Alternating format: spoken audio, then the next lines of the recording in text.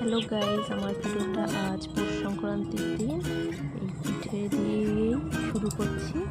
তো কার কার বাড়িতে এরকম পিঠে পুলি হচ্ছে কমেন্ট করে জানিও।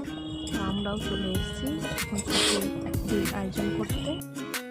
তো এই যে প্রথমে আমি চালের গুঁড়োটাই গুঁড়িয়ে নিচ্ছি। যে আমাদের সরা পিঠা ভাজছি, তো এটাকে দুধে ছাড়া হবে। এরপর এখনো ভাজা পুলি করবো। তারপর রাতে অনেক খাবার হবে, লুচি আলুর দম সব তোমাদের দেখাবো, তোমরা সাথে থাকো। এরপরে যে দুধে দিব, দেওয়ার পর এটাকে গুড় দিয়ে, খেজুরের গুড় দিয়ে জাল করা হবে। তো সব চিতল পিঠাগুলো সব ভেজে আমি নিলাম, এবার দুধে দিব।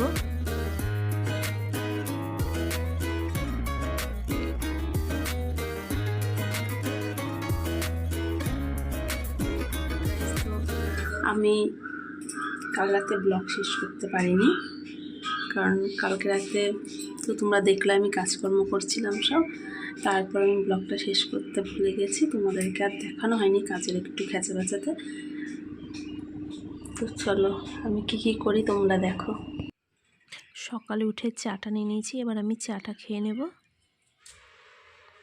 রাতে সব খাওয়ার দাওয়ার করতে গিয়ে প্রচণ্ড খাটাখাটনি হয়েছে, তারপর আর আমি তোমাদের সাথে কিছুই শেয়ার করতে পারিনি। তো যাই হোক, তারপর রাতে ঘুমিয়ে গেছিলাম। এই তো ঘুম থেকে উঠলাম, উঠে এখন আমি চা খাচ্ছি, এরপর সব কাজকর্ম করবো। তোমরা থাকো আমার সাথে, সারাদিন আমি কী করি তোমরা দেখো। তো কালকে রাতে এই যে খাবার করে রেখেছিলাম সব খাবার, মইও কালকে রাতের খাবার লুচি আলুর দম মিষ্টি এগুলোই খেয়ে স্কুলে গেল। তো দুপুরে হবে আজ বিরিয়ানি। এই যে এখানে ভাতটা বসিয়ে দিয়েছি, ধুয়ে আমি রেডি করে নিলাম। এত ঠান্ডায় আমি তো কোনো সময় সোয়েটার ছাড়তে পারছি না। স্নান করার সময় খুলছি আবার পরে নিচ্ছি, অল টাইম আমার গায়ে এখন সোয়েটার। আমার মতো এরকম পাবলিক কে আছে কমেন্ট করে জানিও।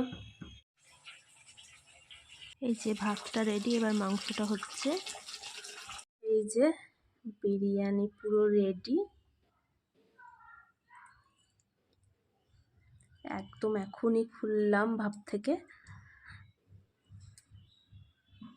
যে আমি আর মই খেতে বসে গেছি, মইয়ের বাবা নাই। এই যে মই খাচ্ছে। খাওয়া দাওয়া করে আমি ঘুমিয়ে পড়েছিলাম, তা ঘুম থেকে উঠে চা খেয়ে বসে আছি।